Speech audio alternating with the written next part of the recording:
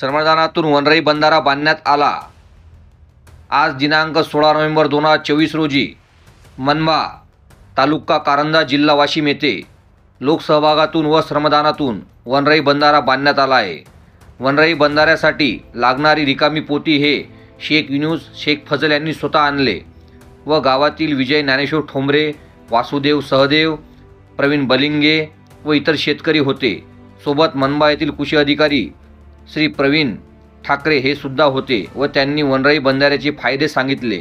हरभरा पिकाला कमी पाणी येणाऱ्या पिकासाठी वनराई बंधाऱ्याचा फायदा होतो व तसेच जमिनीची पाण्याची पातळी सुद्धा वाढण्यात मदत होते इत्यादी प्रकारचे मार्गदर्शन श्री कृषी अधिकारी ठाकरे साहेब यांनी सांगितले।